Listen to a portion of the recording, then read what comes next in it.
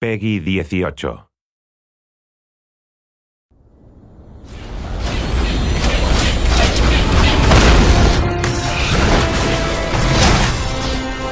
There's nothing better than encountering a monster and just having a hell of a time trying to kill it. And you finally triumph and you have that sense of accomplishment. You know, there may be 10 ways to defeat this enemy. One way is the best, and you figuring that out is what makes that exciting. I think one of the challenges in making a new fantasy world that's unknown to players is it needs to feel familiar without being just a clone of things that are done before. Get it? Yep. All right.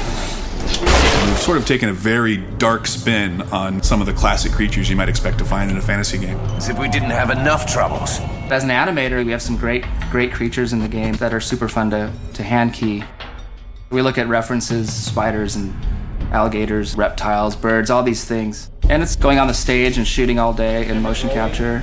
Action. The studio here is great to just fire it up. You could take an idea, motion capture it, process it, and put it in the game, the same day. Run for it! We're trying to give the player an experience of wanting to move through the areas and kill all the creatures that are stopping them, not just for the sake of killing the creatures, but to find out what's going on. Somebody please! Help me!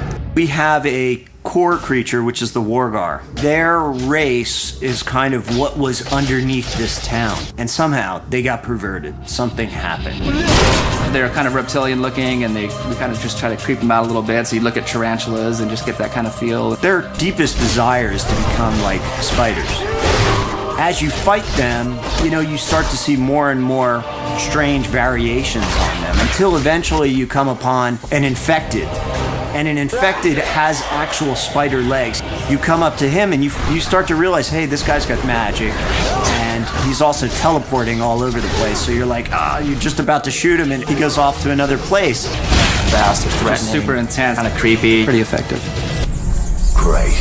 More bugs. I like the Minotaur, because they charge the crap out of you. They're powerful figures. They have big chests and arms, but their heads are a little emaciated, and they have some twisted, vicious-looking horns. What we wanted out of a creature like this was something that was going to run and smash into things and just send the players flying if they weren't too careful. I'm loving the assassin right now. She's a very kind of sexy, quick character that takes on the guys and pops through different environments. Basically, her head is on a staff, and she also teleports like the infected Wargar. What she does is she'll place this staff in the world, and you're like, what the hell's going on? Next thing you know, this staff is fighting you, and she's fighting you. Anuvin is the dark force behind whatever badness is happening throughout the land. But it's not clear at all what it is that he's really up to.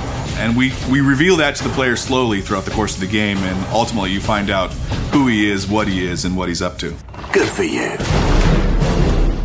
When you walk into an arena, you have to take the time to look at the enemies that are there and what their strengths and weaknesses are, and then figure out what is your best strategy to go in there. It's not going to be the same every time. You're going to have to use some tactics and some planning. Because the best combat to me is one where I'm using my brain and I'm thinking of the trade-offs. Action, chaos, then you take a breather and you get a story moment, and then it leads you on your path. I think overall it's just this really rich experience. It's a great world to delve into.